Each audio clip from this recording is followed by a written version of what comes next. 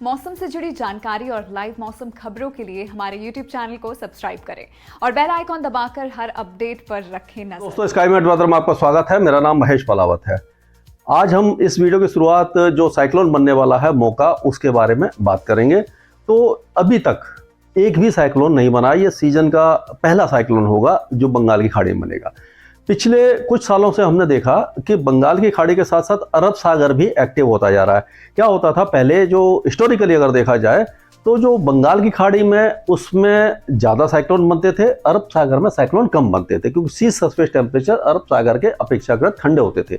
लेकिन जो climate change का असर है या ग्लोबल वार्मिंग का कह लीजिए, तो अरब सागर के साथ साथ ये बंगाल की खाड़ी के साथ साथ अरब सागर भी अब गर्म होता जा रहा है। यहाँ पर भी तापमान अब धीरे धीरे बढ़ने लगे हैं। तो एट पार, मतलब कि जितने यहाँ साइक्लोन बनते हैं लगभग उतने बनने लगे थे।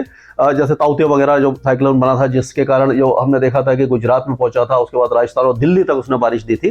तो ये क्या होता है कि जो साइक्लोन अरब सागर में बनते हैं वो नॉर्थ वेस्ट की तरफ जाते हैं, यानी कि उनका जो रुख होता है, अगर यहाँ पर कोई साइक्लोन बनता है, अगर मान के चलिए यहाँ पर कोई साइक्लोन बना, इस जगह पर अगर ये साइक्लोन बना, तो यहाँ से ये इस तरह से मूव करेगा। यूजुअली ये नॉर्थ वेस्ट की तरफ चला जाता है। लेकिन इनमें से 10 में से 2 या 3 वो क्या होता है कि जब सेंट्रल अरेबियन सी में जाते हैं तो वो रिकर्व करते हैं, इस तरह से रिकर्व करते हैं। कभी कभी गुजरात की तरफ चले जाते हैं और कभी कभी वो ये कराची की तरफ जाते हैं, और बहुत कम होते हैं जो मुंबई वगैरह या महाराष्ट्र की तरफ आ जाते हैं। तो इस तरह का जो रिकर्वेचर है वो काफ़ी कम देखने को मिलता है। लेकिन हालिया सालों में हमने देखा कि ये जो रिकर्वेचर है अब बढ़ने लगा है। तो अब क्या है कि पहले ये कहा जाता था कि जो पूर्वी तट है उसमें खतरा ज़्यादा है, लेकिन पश्चिमी तट सुरक्षित है। लेकिन अब पश्चिमी तट भी सुरक्षित नहीं है। गोवा से लेकर के मुंबई और गुजरात और कराची, ये जो तट है वो अभी भी सुरक्षित नहीं है। हालांकि कर्नाटक वगैरह को इससे भी अभी तक कोई, हमने देखा कि कोई खतरा देखने को नहीं मिला है इन सारे इलाकों में। तो ये जो इलाके हैं, अब कह सकते हैं हम कि जो यहाँ से लेकर के ये पूरा, यहाँ से लेकर के यहाँ तक का इलाका असुरक्षित हो गया है। यहाँ पर साइक्लोन आने की संभावना बढ़ती जा रही है। लेकिन केरल में भी क्या होता है कि जो साइक्लोन यहाँ से जाता है, जो बंगाल की खाड़ी से बनता है, कभी कभी वो जब सर्दियों के समय में अक्टूबर नवंबर या नवंबर दिसंबर में क्या होता है कि वो साउथ की तरफ जाता है, साउथ वेस्ट की डायरेक्शन में जब जाता है, तमिलनाडु वगैरह को, चेन्नई वगैरह को प्रभावित करता हुआ, जब केरल को टच करता है साउथ तमिलनाडु और कभी कभी अरब सागर में इमर्ज होता है, तब केरल को काफ़ी ज़्यादा नुकसान पहुंचाता है। तो इस तरह की गतिविधियां अब बढ़ने लगी हैं। तो और जो ये बंगाल की खाड़ी में जो साइक्लोन बनते हैं उनका जो रुख होता है वो यूजुअली इस तरह से होता है कि यहाँ से वो चले और इधर से आए और इस तरह से रिकर्व कर गए। और कभी कभी क्या होता है कि काफ़ी ज़्यादा पास जा करके एकदम किनारे किनारे के साथ साथ स्कर्ट करते हुए इस तरह से आगे चलते हैं। तो इस तरह की जो वेदर मतलब जो साइक्लोन है, ये ज़्यादातर रिकर्वेचर ज़्यादा होता है। और बहुत कम साइक्लोन होते हैं जो सीधा जाते हैं और तट से टकरा जाते हैं। तो वो भी हमने देखा है कि जो इस तरह के जो साइक्लोन है वो भी टकराने लगे हैं। जैसे अगर हम देखें तो यहाँ से इधर घुस गया, या यहाँ से गया, या इधर आ गया, यानी उड़ीसा में आ गया, या फिर पश्चिम बंगाल में चला गया। तो इस तरह से भी साइक्लोन बनना शुरू हो गए हैं। मतलब यूजुअली जो ट्रैक होता है वो नॉर्थ वेस्ट जाता है, उसके बाद वो नॉर्थ में रिकर्व होता है और कभी कभी नॉर्थ ईस्ट में रिकर्व हो जाता है। तो ये जो पर्टिकुलर साइक्लोन बनने वाला है, यानी कि लो प्रेशर एरिया बनेगा पहले इसका, और उसके बाद में ये धीरे धीरे गहराएगा। ये 7 तारीख को लो प्रेशर एरिया बन सकता है, और उसके बाद इसकी जो इंटेंसिटी है वो धीरे धीरे बढ़ने लगेगी। और हम कहेंगे कि उस समय क्या होगा कि ये जो पूरा इलाका इससे प्रभावित तो रहेगा, सेंट्रल बे ऑफ बंगाल में आकर के ये इंटेंसिफाई हो जाएगा। और लेकिन ये इसका रिकर्वेचर दिखाई दे रहा है कि ये पहले ही रिकर्व कर जाएगा, या पहले ही ये नॉर्थ में जाएगा और नॉर्थ से फिर नॉर्थ ईस्ट की तरफ चला जाएगा। यानी कि नॉर्थ वेस्ट की तरफ जो जाते हैं वो इसका रुख दिखाई नहीं दे रहा। और ये क्या होता है, जो स्टीयरिंग करंट होते हैं, यानी अपर लेवल पर जो विंड्स चल रही होती हैं वो इसको स्टीयर करती है।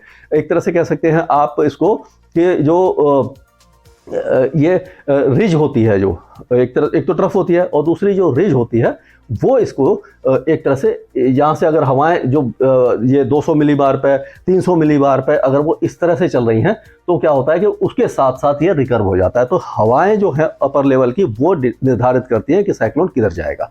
तो इसीलिए इसका ट्रैक अभी नहीं बनाया है। मैं कल या परसों तक इसका ट्रैक बना दूंगा। जो भी ट्रैक होगा, जो मेरे मतलब अंदाजा होगा कि हाँ इस जगह जाएगा, उसके बाद अगर उसमें कुछ फेरबदल होगा तो मैं उसको भी अमेंड करता रहूंगा। तो मान के चलिए कि 8 तारीख को ये डिप्रेशन बन जाएगा, 9 की रात या 10 तारीख को ये साइक्लोन बन जाएगा, मोका बन जाएगा, और उसका रुख जो है वो म्यांमार की तरफ ज़्यादा दिखाई दे रहा है। और इसका खतरा गंगे पश्चिम बंगाल में काफ़ी कम है, बांग्लादेश को फिर भी खतरा हो सकता है, लेकिन गंगे पश्चिम बंगाल में बहुत कम है, 10% कह सकते हैं। और उड़ीसा और आंध्र प्रदेश में लगभग शून्य है, कोई वहाँ पर खतरा नहीं है। लेकिन फिर भी क्योंकि अभी भी कुछ कहा नहीं जा सकता, मौसम है, बदल सकता है, तो उसके लिए प्रिकॉशन अभी भी हमें लेने पड़ेंगे। तो ये तो हुई बात साइक्लोन की। अब करते हैं भारत के पूरे जो अगले 2 दिनों का वेदर कैसा रहने वाला है, वो शॉर्ट में बात करते हैं, क्योंकि इसमें वीडियो ज़्यादा लंबा हो जाएगा। तो ये जो cyclonic circulation as a western disturbance आपको दिखाई दे रहा होगा, तो इसका प्रभाव जो देखने को मिलेगा, तो ये पहाड़ों पर, ये इस तरह से आगे आएगा, पहाड़ों की तरफ आएगा, और ये जो जम्मू कश्मीर से लेकर के ये उत्तराखंड वगैरह, ये सारे इलाकों में बारिश की गतिविधियां देगा और स्नोफॉल देगा ऊंचे पहाड़ों पर। जो ऊंचे पहाड़ है, जैसे कि जो यहाँ पर जो ऊंचे पहाड़ है, इन इलाकों में ये स्नोफॉल दे सकता है।